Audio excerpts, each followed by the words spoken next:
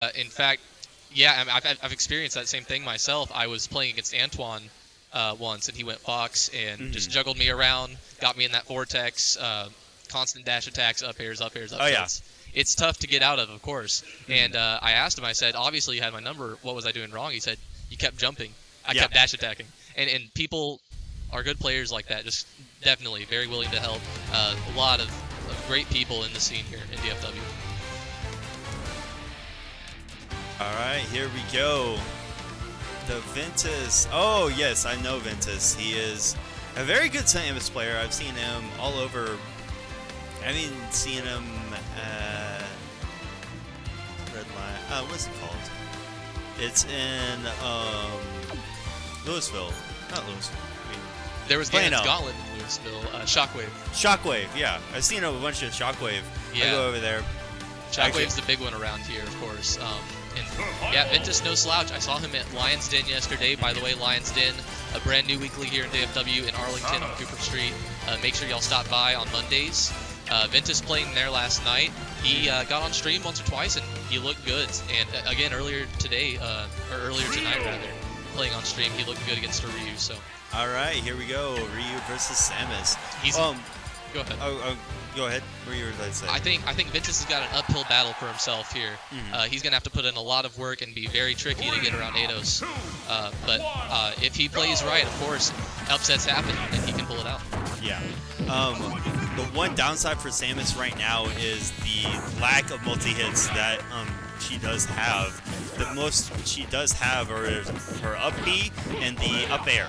Yes, and those are two tools that Ventus and a lot of Samus players will love to use. Landing up air is definitely a favorite of the Samus player. I actually play a little bit of Samus myself, and landing up air confirms into that up B for a kill at high percents.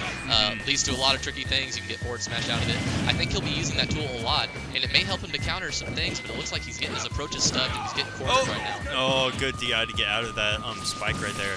But Ventus has just lost his charge shot. Big tool gone. Oh, and that lag from the up B landing on stage instead of grabbing the platform cost him. Definitely. So now Ventus has got a stock deficit against someone very dangerous, and a character very dangerous as well. And only sitting at 43 is a bad situation. Now, at least Ryu doesn't have a little bit of rage, but again, you don't really need the rage when you're up by that much. No, and he's building that damage up on Samus really fast, so Ventus has to think something really quick, or it's going to be curtains for him. Yes, what I'm noticing is that Eidos is reading a lot of Ventus's approaches. He knows what he wants. Ventus kind of overusing that dash attack. It's getting shielded and punished a lot. Yeah, I don't think the ledge jump was the best option for him to get back on stage because they gave him a lot of landing lag, and it just set him perfectly for that forward smash right there. Ventus definitely on the last legs of this game here. And Shoryuken will take care of it. Eidos will not miss those confirms, Yeah, hardly definitely. ever. So one thing that I think Ventus could work on here is ledge trap.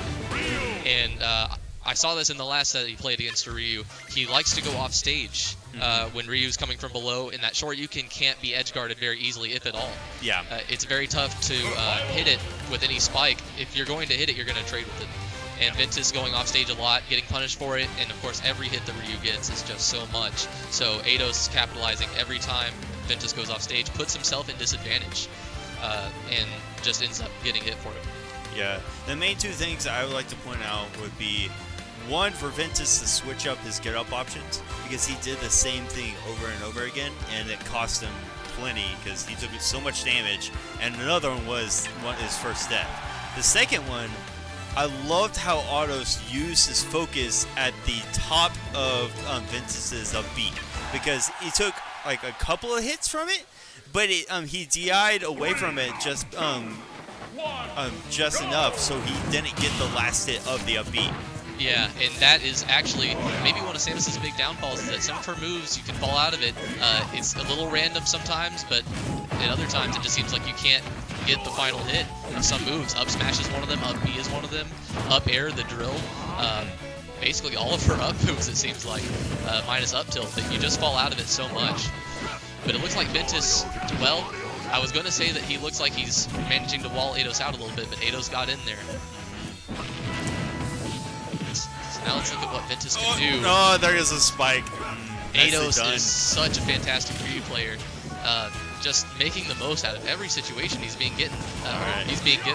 Yeah, and Ventus is being a little too hasty now. He wants the quick kill, but he has to be very patient with Ryu, or it's not gonna be good. And definitely one thing that Samus could use in this matchup is her range and kind of wall out Ryu, because as everyone knows, Ryu's approach is very it's very committal. If you do it, you're in there. So if he misses or messes up on that approach, it's definitely tough for him. Yeah, but the one sad thing about Samus right now is she only has her missiles, but they're slow enough as it is, and Samus can't even charge her charge beam in the air, so it takes a bunch of time just to absorb all the energies for the big shot. Yes. Yeah, and even if she does get it off, Ryu could focus attack, and it would just be completely nullified. Yeah. So Eidos with a chase down. Eidos is definitely sniffing blood here. I think he has Ventus's number. And not yet. Oh, yep, just like that. It's just reflected with the shield. Now, that was an interesting get-up option by Ventus. He's used the get-up attack, drop-down attack a couple times, but it worked out that time. I think Eidos was looking for something. Nicely done, catching with the B. First kill for Ventus. Even with good DI, that was going to kill. Oh, yeah, definitely. Good option by Ventus. He might still be in this. It's going to be tough, but let's see what he can do. He's using those walling out tools very well right now. Eidos seems like he is just kind of waiting it out. Yeah, you can't grab ledge twice, buddy. Oh, ill-advised. Yep. Oh my god, wow. He messed that up so easily, but he'll redeem himself with the Shoryuken. Eidos had a read on Ventus's retreating options there. He sniffed blood, went in for the kill very often.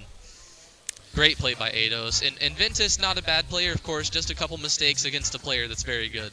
Oh yeah. The best part that Eidos did was he was so patient of Wind approaching Ventus, because he approached Ventus a little too early, he would have been caught by all of Ventus's stuff. But since he just been patient, basically stood in one place, watching all like the charge shot and everything just fly by him, then he charged in since he knew all his obstacles were out of the way. Yes. So next up, it seems like we're gonna have doubles grands. All right. believe. I know that Ace and Cheeks were in losers finals, and I know that Critter and Murr were one of the last three remaining. Yeah. So Critter and Murr are Ike and Mario, and what? Okay, we're gonna get Zay and Light. Zay and Light versus who? Versus Critter and Murr. All right. Oh crap. Yeah, this is a scary combo. And we saw, I didn't see Light team with Zay yesterday, but he teamed with a Cloud from around Arlington named Tam, who's been over here a couple times. Oh, yeah, Tam is a very good Cloud player. Yes. Holy crap. And they were, I think they won doubles yesterday. They won 3-1 in winter sides of Grands over, I believe, Army and Asterisk. Nice. So, holy crap. That's a very nice, that's a very hard matchup to go against. Yeah. So we're going to see, I think, you say Ike and Mario, of course, on Critter and Murr's side. And I think Light's going to go Zero Suit. Yeah, it's most likely, well, it depends on the matchup he chooses.